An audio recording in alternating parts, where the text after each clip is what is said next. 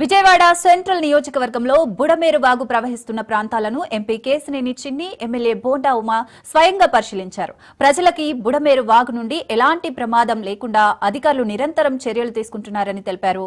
అనంతరం స్థానిక ప్రజల వద్దకు వెళ్లిన వారు భారీ వర్షాలపై అప్రమత్తంగా ఉండాలని సూచించారు.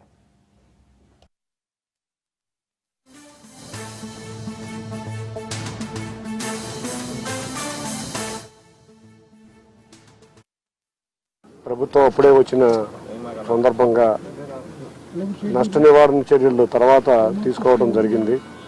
దానిలో భాగంగానే మొన్న ఈ బుడమేరుకి ఎక్కడా కూడా రిటైనింగ్ వాల్ కట్టి ఎక్కడైతే గండ్లు పడుతున్నాయో ఆ ప్రాంతాన్ని అంతా కూడా రిటైనింగ్ వాల్ కట్టడం జరిగింది. కానీ ఉదయమే ఎమ్మెల్యే బోండా ఉమా గారు మనం బుడమేరు ప్రాంతాలను సందర్శిద్దామని తెలియజేసిన వెంటనే అందరం కలిసి ఇక్కడికి వచ్చి ఈ ప్రాంతంలో మరి ఏటువంటి ఇబ్బంది లేకుండా అంటే ప్రస్తుతానికైతే బుడమేరులో వచ్చి ఎటువంటి ఇబ్బంది లేదు. కృష్ణా నుంచి 3,80,000 క్యూసెక్లు కిందకి వదులుతున్నా కూడా విజయవాడ నగరానికి ముప్పు అంటే బుడమేరు వల్లే వస్తుంది. దీన్ని శాశ్వత పరిష్కారం వచ్చే విధంగా గౌరవ ముఖ్యమంత్రి నారా చంద్రబాబు నాయుడు గారు కూడా కొన్ని సూచనలు సలహాలు చేశారు. నేను కానీ ఉమా గారు కానీ అంతేకాకుండా వసంత కృష్ణ ప్రసాద్ గారు కానీ దీనికి శాశ్వత పరిష్కారం వచ్చే సంవత్సరం వర్షాకాల సమయానికి దీనికి టోటల్గా శాశ్వత పరిష్కారం వచ్చే విధంగా కృషి చేస్తాం. అంతేకాకుండా మా యువనాయకుడు నారా లోకేష్ గారు కూడా మొత్తం పొద్దు నుంచి మమ్మల్ని అందరినీ కూడా ఫోన్ చేసి తప్పకుండా ముందు జాగ్రత్త చర్యలు తీసుకోమని చెప్పారు.